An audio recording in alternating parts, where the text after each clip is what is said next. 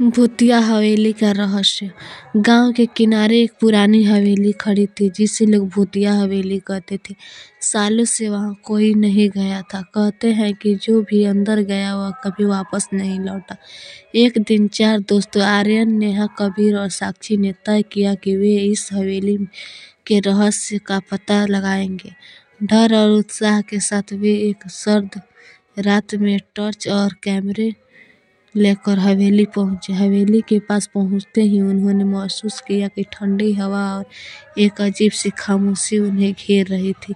दरवाजा खोलते ही चरमराहट की आवाज ने उनके रोंगटे खड़े कर दिए। अंदर का माहौल दमघोंटू था। टूटी हुई दीवारें, फर्श पर जालों साम्राज्य और हवा के सड़े हुए फूलों की गंध। उन्होंने मुख्य हॉल में कदम रखा जहां एक पुराना झूला धीरे धीरे हिल रहा था जबकि हवा बिल्कुल स्थिर थी। नेहा ने झूले को छूने की कोशिश की, तभी एक खौफनाक आवाज गूंज उठी, कौन है जो मेरी शांति भंग कर रहा है? सबकी टॉर्च उस दिशा में घूमी जहां से आवाज आई थी। एक परछाई तेजी से झूलते हुए झूले के पीछे गायब हो गई। डर के बावजूद उन्होंने अंदर जाने का फैसला किया। जैसे ही वे सीढ़ियां चढ़ने लगे, कबीर को महसूस हुआ कि कोई अदृश्य हाथ उसे पकड़ने की कोशिश कर रहा है। वह चिल्लाकर पीछे हट गया। ऊपर के कैमरे में पहुंचने पर उन्हें एक पुरानी डायरी मिली। उस डायरी में लिखा था कि यह हवेली एक तांत्रिक की थी जिसने यहाँ कई मासूम लोगों की बलि दी थी। उसकी आत्मा अभी भी यहाँ कैद थी और जो भी उसकी हवेली में घुसता वह उसका शिकार बन जाता। तभी एक तेज चीख गूंजी। उन्होंने देखा कि साक्षी कमरे में नहीं थी। सब उसे ढूंढने के लिए भागे।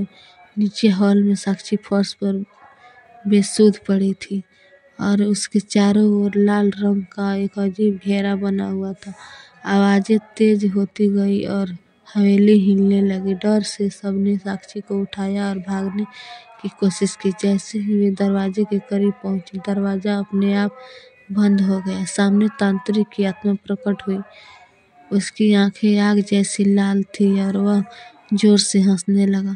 नेहा ने तेजी से डायरी निकाली और आखिरी पन्ना पढ़ने लगी।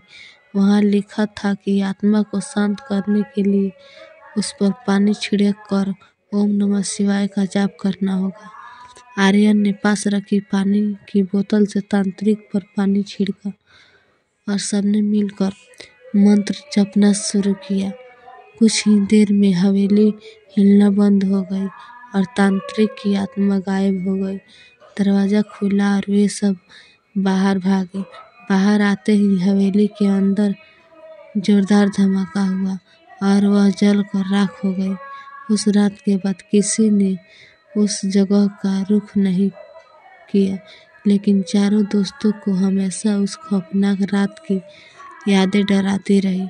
यह सच में तांत्रिक की आत्मा खत्म हुई थी या वह सिर्फ उन्हें जाने दे रही थी, यह रहस्य कभी कोई नहीं जान सका।